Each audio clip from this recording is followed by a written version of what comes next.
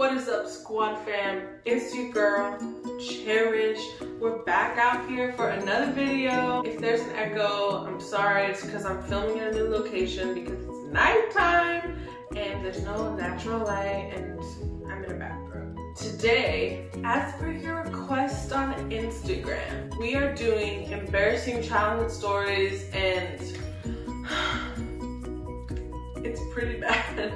It's actually not that bad. Like, people probably have like way more embarrassing childhood stories, but like, this is what you guys wanted to hear and these are the most embarrassing ones I have, so let's get it poppin'. So when I was in elementary school, it was probably like 3rd, 2nd grade, I don't know. We had this award ceremony and like everyone had to go and like all the parents were there and the whole, like all of your class was there. So it was like hundreds of kids and 200s of parents, all their grandparents and aunts and uncles and all that stuff. So we would get awards like A&B honor roll, perfect attendance, you know. I don't even remember what award I got called for, but I got up and I was walking up to the stage. I was wearing this like skirt and it was like to my knees, I think. It was like blue like colors and like I had like a shirt that was like cute. The shirt was like tucked into the skirt, but it was like a really stretchy skirt. Like if you think of like gaucho pants, like think of that, like but in a skirt, like that kind of stretch, you know what I'm saying? I get up and I don't have hips. Like I don't know if you've noticed, but like I ain't got none of that. I've never had hips. And so I get up to walk to the front of the whole entire crowd. Like all the kids are like here and like the stage is here and then you have to walk across the front and then up this ramp in the front of the stage to get your award. So I stand up from my chair because they call my name for like A&B honor roll or something. And I'm walking in front of the whole crowd and I remember the exact moment. I get to the middle of like the audience, in front of the stage, in front of everybody, right dead center. And my skirt just goes down to the ground. Just all the way down. Just on the ground, like heaven meets earth, like an unforeseen kiss on the floor. And the whole room is just dead silent. Like there's no music playing and there's no other kids like being called. It's just me. So I pick up my skirt as fast as I can. This was all like in like 0.5 seconds. Like it falls down and I kept walking and no one laughed. No one like giggled. No one even like nothing. And that's almost worse than like when people laugh because it's like, at least they acknowledge that it was funny and like you're like, oh my gosh, this is so embarrassing. But like, no one did anything. And I will never forget that day. I will never forget that day ever in my life. I'm so itchy. But that was not the only time my skirt fell down. No. It couldn't stop there. It had to keep going in my life. It had to keep going. There was another time when I was a child. I was a youngin', a wee one, if you will. I had this super cute, like beige and like light blue and like yellow and flowery thing. And it was like a matching like top and skirt. But it was just a little too big for me, but it was so cute. I was like, I'm gonna wear this. And the skirt was like long, like to my ankles, which was long for me because most people long is to the floor, but I'm like, I was like a 6-foot child. So all the things that were like normal in other kids were like mini on me. So I'm in children's church and we're just worshiping, praising the Lord. We have like worship, like actual like a service like for the kids. Like we have like a stage set up and like a congregation like for children's church. It was a big church. I'm in the back, like all the kids are in the front of the chairs and like I'm in the back of all the kids. Like we haven't gone back to be seated yet. We're worshiping, we're praising the Lord. And you know, the skirt, as I said, was a little bit too big for me. It falls down. And good thing I was in the back because that would have been a tragedy in the front. But there were like people beside me. So again, I just, as fast as possible. And I was like, oh my gosh. gosh. Oh, I forgot to mention that. In the other one, I at least had like leggings on, so it was just my skirt that fell. This time I didn't have leggings. It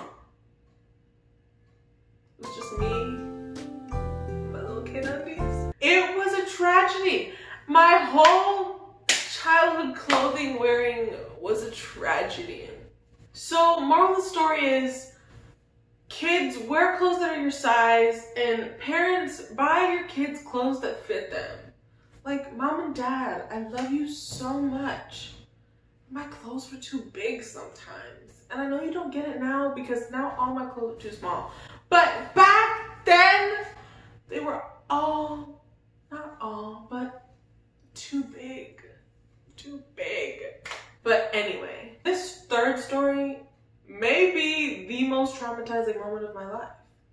I was so scared when this happened, and I realized later that it was dumb, like when I got older, and then my parents were like, we'll get into it. So when I was like 11 years old, I had this Nokia phone, and it was like this big, and I could only play Snake and call people, and it was like silvery gold like mixed together. If you know what I'm talking about, like leave a comment like if you had that phone or you knew that phone or whatever. Also, in addition to having this phone, we had a home phone at the house. And so one day my parents were like out or something, and I was like home with my brothers probably, or by myself, I don't know, good parenting, right? I'm home alone, or at least no one else is there. I'm home and no one is watching me, is the better word. I get the home phone and I wonder, what if I mix my phone number and my mom's phone number together? And like, I just call it. I leave a message, and I had used *67 so I could be like private. And so I leave this message, and it's some girl named like Brittany or something. And I'm like, hello, Brittany. Yeah, this is the modeling agency, and we just like wanted to know like when you could like work. And I don't even know. It was so dumb. Like I was pretending to be a modeling agency, and I needed her to call back, and like, and then she calls back. Like she called or something. Oh, I gave her a number to call. I think I gave her my number to call. I don't even know. I got a call and I like hung up. And wait, I did have texting. Did I? I did. We only had a little bit, but I would be like saying so much dumb stuff. Like she would be like, "Who is this?" And I'd be like, "Whatever." And eventually, I was like, "This is so not worth like $11,000. Like, I hate this job."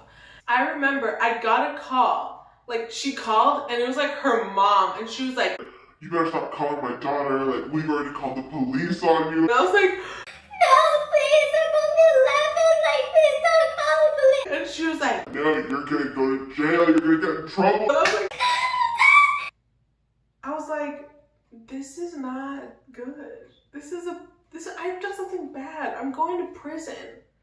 The police are coming to my house right now. If you think about it, like this is not like, I should not have been scared. Like the police could not have come. I was like 11. This is 2008. Like, but I go. My parents are downstairs because it's like late at night at this point, and I'm like, I'm gonna have to tell my parents that I'm going to jail, and oh my gosh, and my life is over. So I go downstairs, and I'm like, Mom, Dad,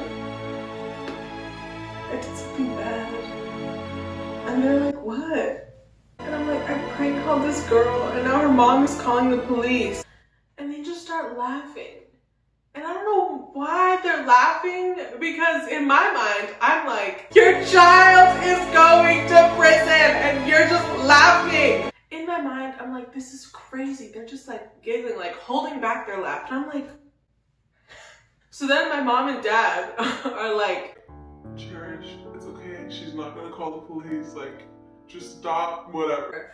And to this day, I think that they knew. Like, I think they were in on it. Like, I don't know. But if you were in on it, parents, that's messed up. If you thought these stories were embarrassing, because they were mortifying to me as a child. Especially the prank call, because, oh my gosh.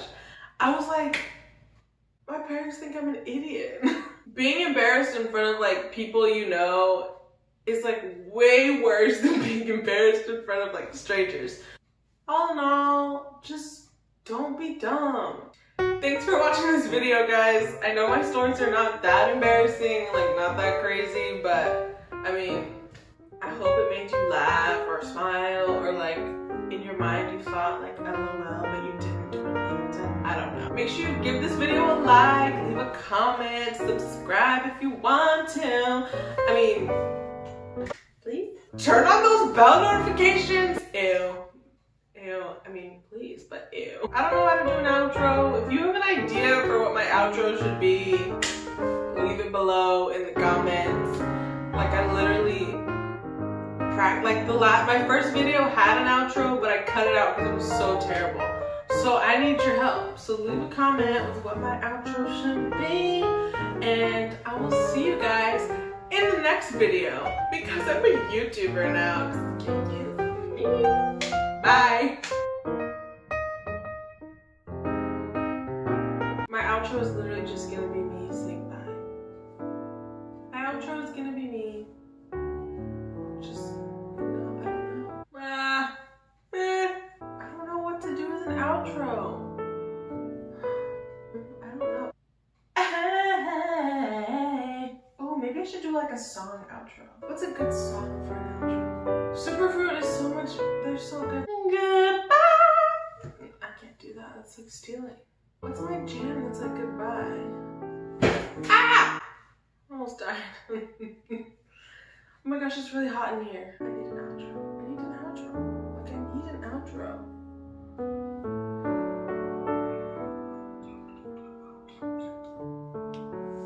Until next time, peace and blessings. That's a Glow Zells thing. I can't steal that.